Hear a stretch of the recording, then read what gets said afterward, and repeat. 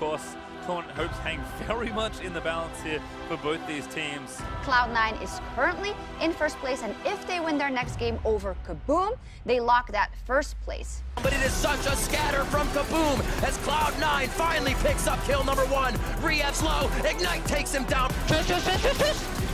Nice! Nice, we got him. Nice. Nice job, guys. Cloud9 standing strong as North America's third seed. Sonic is cutting out of the way, but still actually the damage is there. Fix might be able to find his way out of there, but he's taking too much. Lonic grabbing so many shutdowns, and Kira, he just went straight and pushed Gambit onto the next stage of Worlds. EDG need this for the LPL region to continue their dominance. While Detonation Focus Me, they are trying to do what no LJL team has ever been able to do. On a killing spree, Mako looking to turn it, the double dropping already. Ray off to the side, the triple for iBoy. They've Direwolves are forlorn as EDG takes first place. Licorice and Zazel are pretty much in a bad spot. Steel a little too far away from the Baron. And it's going to be Zeros that's able to steal it. Two-man stun. Oh, still there! Steal! He actually stole it! Kaboom have to be thinking, how did we let it happen again? Nice! Detonation Focus Me taking second seed in Group C.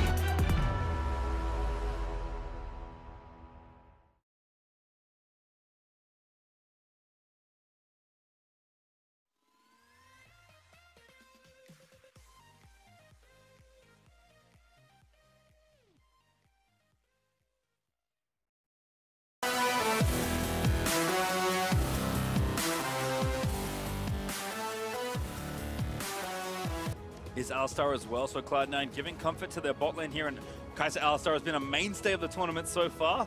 Looks like Jensen is also going to be gifted an early pick here in this draft, and will get that rise again. And now you get the best situation if you are Gambit Esports. You have the potential to take support here, which potentially they have done because Gragas is that flex, can also go top lane. And now you can double counter pick, you know? They might take away some of Rise's better matchups, you know, maybe expect a Galio, Cassiopeia ban coming across in case that is what wants to happen. But at the same time, you get to target another couple of picks towards Licorice. You can maybe take away the Singed. And you have flexibility to be able to play around this draft now if you Gambit. There is a Singed band away. Very curious to see what Gambit want to do with this Gragas. Because I think Cloud9 will likely think of something like Ornn for Licorice. We've seen it time and time again. I don't think you give them Ornn in this composition. I think this next ban goes towards Ornn. That's what we've seen from Gambit for the majority of this series. I agree with you that Ornn would fit this composition very nicely, especially given the fact that, you know, Sven still does have damage jungles available. Something like a Kindred, something like a Graves could become up and available to try and match tempo with Diamond Prox's Olaf. But if Gambit let in general, and with Singed band away, Licorice will just take something nice and stable. I think Cloud9 have kind of done what we expected here in this game and just drafted very solid for themselves. Malzahar would be interesting. Doesn't have the best lane matchup. Lissandra, we've already seen fail once in the mid lane. It was Triple that picked it up for the Direwolves. And there is Malzahar. And this is what Raz said. He said, how far down the team fight rabbit hole do we go for Kira? We already saw the Anivia. Now all of a sudden that's getting respect bans. Malzahar sacrifices a lot of lane pressure to be a good team fighter. One of the best. AoE silence, very annoying to deal with in a late game team fight. Lockdown means that they're all going to have to pay the QSX tax. And if you were going to say which comp is easier to fight with, you would probably have to go with Gambit. But in saying that, 1-3-1 pressure, the ability to withhold that mid lane 3 unit has been there. That ultimate. Realm Warp in there. Sven Scaring going to bounce it off the wall. The ult from Kira is nice, but Jensen's still fighting it out, and I think it's not quite enough. The Aerie, though, does get the trade. What a play out of Kira to turn that around. Sure, you got to say that that was a nicely timed gank coming out of Svenskeren, but I do not think that Jensen thought he was going to be returned on. Really without Diamond. Oh, Edward goes in. That's in big trouble. Yeah, it does have his flash, but didn't quite connect it. That's going to be a stun. Sneaky about to finish it off, but he can't quite get it. The Killer Instinct, though, he's going to get it, and Cloud9 starting to win this bot lane a little harder than Gambit would like. And the Do again, Sneaky just bypass. Steos again fights the knocker, but it is Sneaky that he gets as Zazel goes back in onto Kira, who explodes to the Kai'Sa. It's continuing to chain together kills. Sven, he smites the Drake and takes it down. They're trying to chase. Licorice gets damage boosted to safety by the ult of Edward, and Jensen with no mana just walks out scot-free. And one more time, it is just Gambit not on the same page. Second Gragas game, not able to use the cast to guarantee kills. And this is Edward just shorting the body slam, not close enough, gets read like a book, gets stunned up. But really, you got to applaud Sneaky. Sees the only way to survive is probably to go back to the target, grabs himself the kill at the same time. And in response to that, Gambit just burns Kera on the other hand. Zeyzal forcing a flash ulti though. Maybe gonna force Unbreakable Will. It's back up soon. I think it's gonna be out of time for Zeyzal. Goodbye. Diamond with the final axe. Really nicely done from Kera there. Able to once again flash the head bop. Just trying to push themselves to another main event group stage. And one more time, it looks like they want the play. Oh, what a taunt! There's Edward gonna get KI'd on and Sneaky able to get the kill. Diamond here, but Jensen already roaming up as Sven's made his way here as well.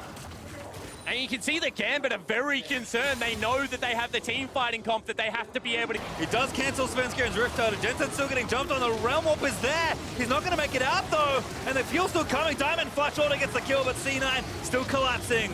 Sneaky's in, here's the ult from Stayhouse, but Licorice with a wonderful taunt, actually not quite soon enough, as Kira getting low, but Licorice has now overstepped his bounds, and Kira actually comes up with a kill. Sneaky is gonna try and turn back around as Zeyzal exits the fight. And this is what we said they needed, get the team fights, Gambit, they're stage, you know, once Stayhouse gets his third item, maybe not so much, Horn will just take it forever. Collapsed it from Gambit, they found one, they're gonna get the chain CC, and they take down Zeyzal with no ulti. Sneaky though, still staying alive, needs to keep cutting around as the tank are trying to chase him. Diamond a little too far forward, but Jensen almost dead as a result. Sven with the ulti does get it, but Stayhouse able to solo Sneaky on the right-hand side of the fight.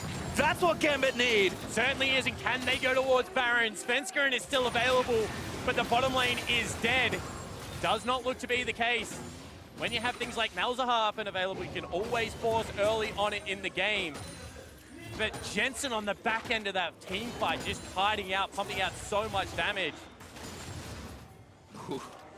Since Garen shoots that crab, just barely flash torn from Licorice.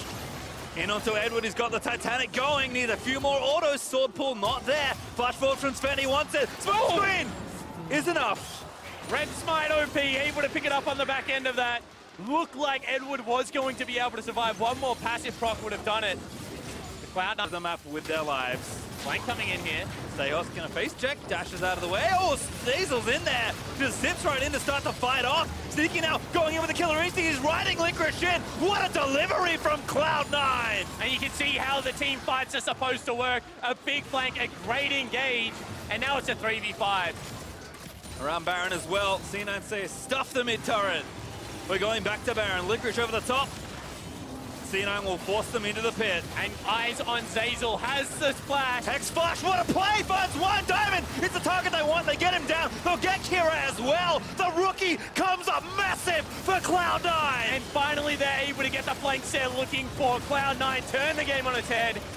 They're gonna grab themselves the Baron, and they're going to pick up a 7,000 gold lead. And NA. And because they got the 2 kills pastry time, they feel confident they can move back up. They're looking to crack the base. And Stayhouse is not safe versus 3-item Kai'Sa. Even though one of them is a Banshee, he just has almost no stats right now. And they're just gonna bust down this turret. Expose the inhibitor, look for Stayhouse and try and get even more. That should secure this in here. Logic is back alive, but it's too late to save the base. And now it's 12,000 gold. Now if you were Gambit, you are in a do or die. Tough. Cole left to do anything. He melts like butter as he charges in towards the carries. Yeah, we said that it was going to eventually get tough. Well, it got tough a little bit earlier than expected. Kira doesn't even have a shield, and I think that if they don't go on this turret, it's going to be very difficult to come back. And no Baron, but his rock portal there from Licorice is actually applying pretty good stream of pressure to the outer turret in mid.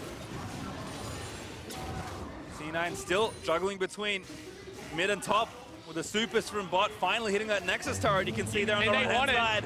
They gotta go now, they only grab Zeyzal. They do get Sneaky for a bit as well, they get knocked back in. They ulti that from Kira. Sneaky though holds firm, does not burn the QSS, and now he's just gonna rip through the lineup. Everyone from Gambit is going down. The Shen gets a triple, and C9 ride the party portal into the base and onto the next stage of Worlds. It has been a year of turmoil, but in the last game when it matters most, they push through.